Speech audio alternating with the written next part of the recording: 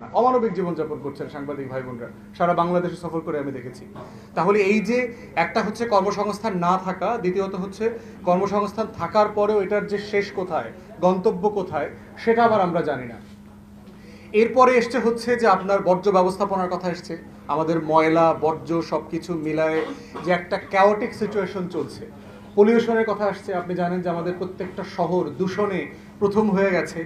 তারপরে হচ্ছে ট্রাফিক মিসম্যানেজমেন্টের কথা আসছে, এরকম অনেকগুলো সমস্যার কথা আসছে। পুলিশের কথা আসছে, আইন শৃঙ্খলা বাহিনীর যে ন্যায় বিচারের ঘাটতি আছে, আমাদের বিচার বিভাগে দুর্নীতির কথা আসছে, প্রশাসনের প্রত্যেকটা জায়গায় যে সেবার ঘাটতি আছে, দুর্নীতি ব্যাপক আকার ধারণ করেছে, এগুলো এসছে। তো এখন প্রশ্ন হচ্ছে, আমরা যদি আমাদের অতীতের গর্বিত মানুষগুলোর কবর পূজা করি, আমাদের কোন হাসপাতালের চিকিৎসা সেবার মান বাড়বে বলেন? আমরা কবর পূজা তো করছি 53 বছর ধরে ধরে, বড় বড় মাজার বানিয়েছি। দেখবেন একটা দলের একটা জেলার কমিটি করে মাজারে চলে যায়, কবরে চলে যায়। অথচ এই কমিটিটা যে করলো, এই কমিটিটা আগামী 1 বছর 2 বছর কি ফাংশন করবে এই ব্যাপারে তার কোনো বক্তব্য নাই। তিনি কবরে চলে যাচ্ছেন, ফুল দিচ্ছেন। কবরের সাথে এই রাজনীতির সম্পর্কটা কোথায়? মাজারের সাথে এই রাজনীতির সম্পর্কটা কোথায়? এই যে পূজার রাজনীতি শেখানো হচ্ছে আমাদেরকে 53 বছর ধরে, আমরা বোধ করছি এগুলো রাজনীতির সংস্কৃতির মধ্যে পড়ে না।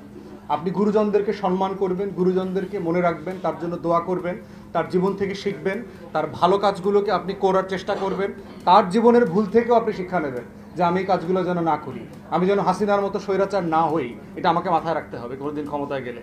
আমি যেন ওর নেতাকর্মীর মতো দুর্নীতিবাজ না হই, এটা আমাকে মাথায় রাখতে হবে। আমার মৃত্যুর পরে যেন আমার কবর নিয়ে কেউ কবর পূজা না করে, এটা এনশিওর করে যেতে হবে।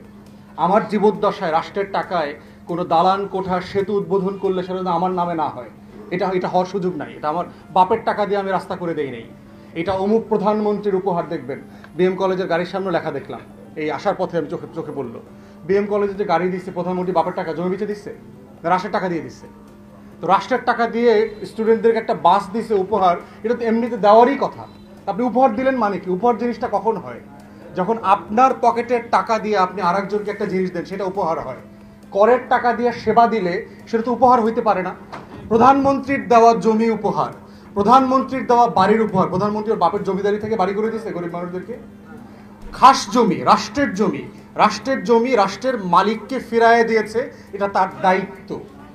সে আগে দেয় নাই কেন? এইটা তার ফেইলিয়ার।